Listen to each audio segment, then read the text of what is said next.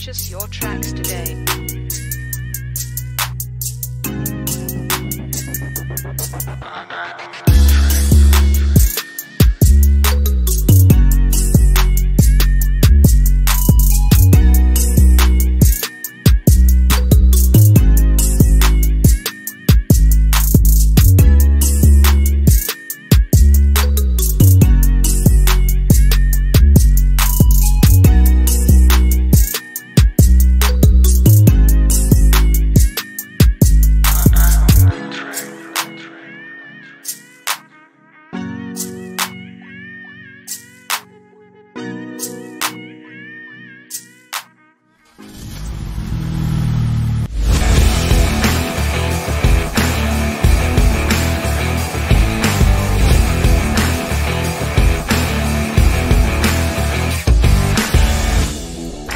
Oke, halo sahabat, selamat datang di Tudemlo Indonesia.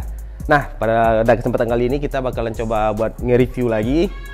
Nah, kebetulan hari ini kita bakalan nge-review yaitu Toyota Yaris tahun 2010 tipenya E.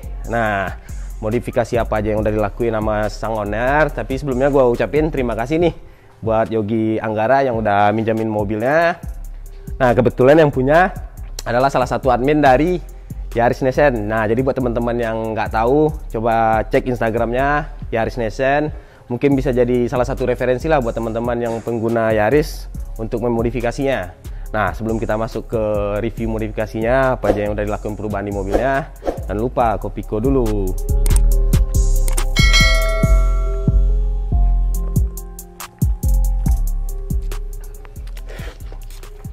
Kopiko 78. Kopi dingin, nikmat, dan juga bikin melek.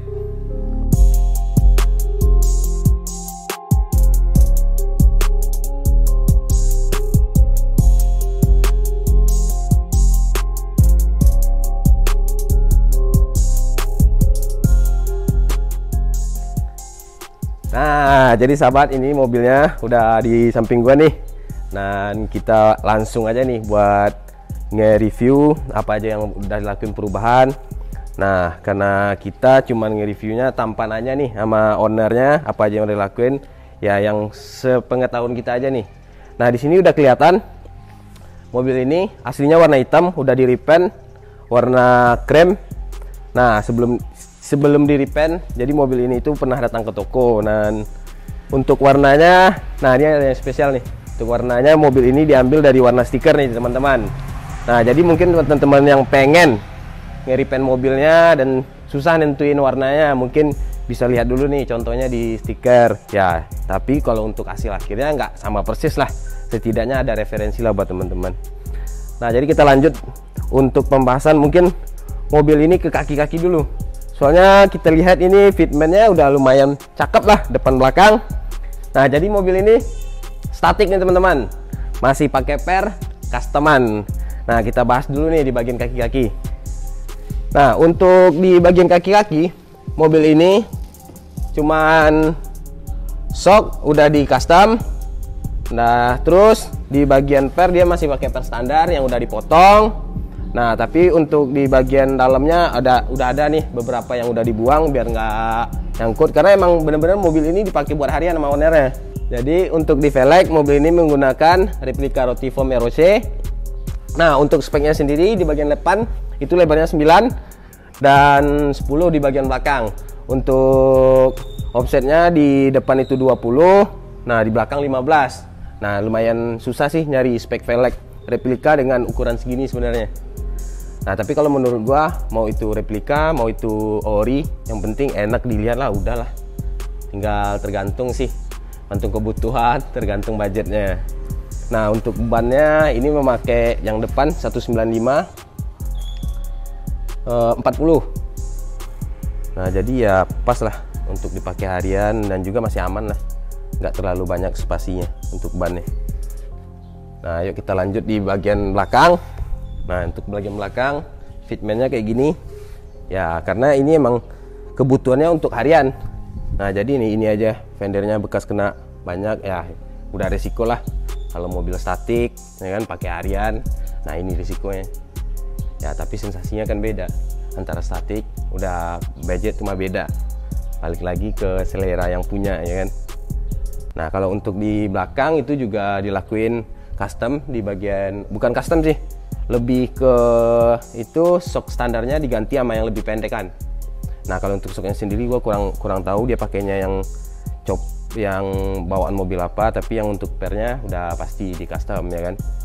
Nah jadi mobil ini nggak dilakuin perubahan di bodi, baik itu di radius ataupun di bed body, ini sama sekali masih bodi standarnya dia nih teman-teman. Nah jadi di mobil ini untuk ngakalinnya, karena velgnya kan lumayan lebar dan offsetnya lumayan kecil. Nah jadi diakalinnya untuk di bagian belakang ini udah di chamber ya, kalau kata ownernya sih di sekisaran minus 10 lah di bagian belakang ya, tapi nggak tahu juga lah. Nah kalau teman-teman yang penasaran, nih modelnya kayak gini. Nah supaya kita nggak muter-muter, nah jadi di sini, nah tadi kan udah gue bilang jadi mobilnya ini tipe E dan mobil ini udah di upgrade ke tipe S. Nah di sini udah penambahan set skir di bagian samping. Nah jadi ini sebelum dicat mobilnya udah dicariin dulu nih body kitnya yang tipe S sama yang punya. Nah jadi udah dipasangin tipe S. Nah terus di bagian belakang, nah kebetulan untuk di bagian belakang belum dilakuin perubahan apa-apa karena ownernya merasa kurang cocok lah untuk body kit yang di bagian belakangnya, makanya nggak dipasang. Yang dipasang itu cuman yang bagian samping. Nah terus di bagian depan teman-teman, jadi untuk selain udah di repaint ya kan, dinaikin add-on full yang tipe S. Nah terus di sini kan biasanya tipe E kan ada ini nih, apa namanya, ada sen di bagian fender. Nah ini udah dihilangin. Nah terus di bagian depan juga udah sama-sama kita lihat nih, dudukan plat nomornya gue udah hilangin. Nah mungkin untuk di bagian eksterior cuman itu yang perubahan yang dilakuin sama ownernya. Tapi ya kalau menurut gue pribadi ya, ini mobilnya udah bener-bener cakep. Mau untuk nongkrong apa segala macam udah bener-bener cakep lah. Mau dibawa show off juga gak ada masalah.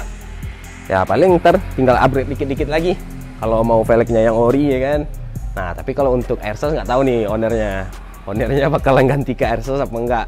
Tapi ya tergantung lah. Kalau emang kebutuhannya antar airsoft mungkin dia bakalan naikin airsoft. Nah tapi untuk saat sekarang ini dia masih pertahanin di statik. Tapi kalau menurut gua sih sebelum airsoft juga rata-rata kan orang udah nyobain statik, jadi beda-beda lah ketika kita mengendarain mobilnya, sensasinya kayak gimana statik, kayak gimana kalau udah pas pakai airsoft. Nah jadi mungkin kita bakal langsung di bagian interior nih apa aja yang udah lakuin perubahannya. Tapi sebelum kita masuk ke interior, minum dulu.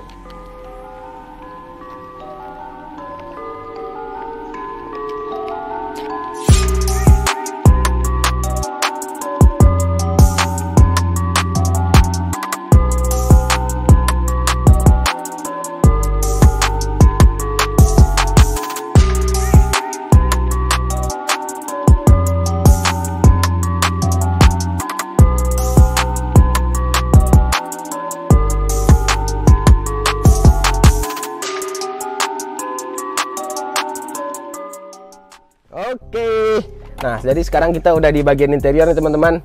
Kalau untuk di bagian interior itu nggak ada yang diubah sih. Paling cuma di jok yang udah di retrim, tapi udah lumayan kusam. Paling ntar di upgrade lagi sama yang punya. Nah ini masih standar semua. Ya cuman itu aja sih, nggak ada perubahan. Ya mungkin ownernya pemikirnya mungkin untuk di bagian luar dulu. Nah jadi kalau menurut gua pribadi sih teman-teman, ketika kita membangun sebuah mobil ya itu balik lagi ke kita ya, mau itu di eksterior dulu yang dinyamanin, mau di interior kah. Nah tapi kalau gua pribadi mungkin gua lebih memilih untuk di bagian eksterior dulu. Nah pertama itu gua bakalan ubah di bagian kaki-kaki. Kalau kaki-kakinya udah pas, nah baru gua merambat ke bodi. Nah di bodinya udah pas, nah baru nih ntar gua rapiin di interior kalau gua pribadi. Tapi itu tergantung balik lagi nih ke kebutuhannya teman-teman. Nah ketika kita memodifikasi, yang lebih enaknya itu ketika kita merasakan puas dengan apa yang udah kita ya keluarin dananya apa segala macam. jangan kita memodifikasi itu cuman buat enak dilihat sama orang lain. Nah, jadi duit udah banyak habis, kita nggak nyaman, cuman enak di orang lain, apa gunanya? Mending kita memodifikasi walaupun dengan budget yang kita punya, kita nyaman, kita puas dengan hasil yang kita dapatkan. Nah, kalau untuk di bagian interior mungkin cuman ini yang dilakukan perubahan cuman di bagian jok yang udah diretim. Nah, selebihnya ini masih standar bawaannya. Nah, tapi untuk di bagian belakang ini mobil ini udah ditambahin sound system. Yuk kita lihat.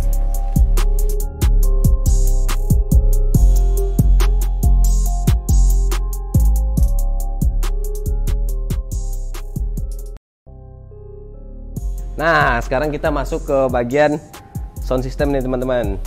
Nah, jadi untuk soundnya mobil ini udah ya untuk memperlengkap modifikasinya. Jadi udah dinaikin sound. Nah, boxnya ini nggak permanen, jadi bisa dibongkar pasang. Dan untuk ban serepnya tetap bisa diambil, tapi dengan syarat boxnya diturunin dulu. Nah, jadi di sini mobil ini udah menggunakan two-way dan juga 2 subwoofer.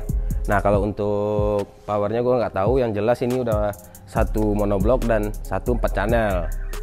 Nah, jadi mungkin buat teman-teman yang penasaran berapa budget modifikasi di mobil ini, yuk kita langsung aja bahas biaya modifikasinya. Karena ini boleh dibilang modifikasi budget mahasiswa nih teman-teman. Karena ya nggak terlalu gede, nggak terlalu kecil juga. Yuk kita langsung bahas ke biaya modifikasinya. Kita sekarang bakalan ngebahas di biaya modifikasinya nih teman-teman. Nah, jadi mulai dari custom, untuk bagian kaki-kaki mulai custom shock sama per, ya itu sekitar 2,5 jutaan lah. Itu udah semua komplit, per belakang, per depan, sama shock juga. Nah, untuk di bagian velg itu sekitar 7-8 jutaan lah. Velg udah sama ban. Nah, jadi kita jumlahin aja ntar di akhir video. Nah, untuk add-onnya sebelum mobil ini dicat, jadi dibeli copotan itu sekitar 1,5an. Nah, terus cat sekitar 10 jutaan lah kira-kira. Nah, jadi untuk total modifikasinya udah bagian kaki-kaki, udah cat, udah add-on. Nah, terus tambah lagi audio itu sekitar 3 jutaan. Nah, mungkin sekian dulu nih bincang-bincang obrolan modifikasi Toyota Yaris pada kali ini. Mungkin next video kita bakalan ngebahas mobil-mobil modifikasi yang ada di Kota Padang lagi. Nah, tapi buat teman-teman yang belum subscribe, yuk silahkan subscribe, like, and share. Semoga apa yang udah kita sampaikan bisa bermanfaat buat teman-teman semua. Dan mungkin kalau ada saran atau masukan dari teman-teman, silahkan tulis di kolom komentar. Nah, buat teman-teman yang mau pakai DC-nya Tudemlo, mungkin bisa dicek di Shopee-nya Tudemlo. Nah,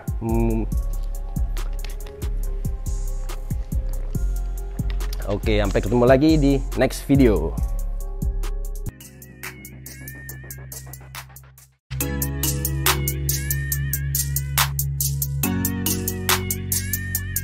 Purchase your tracks today.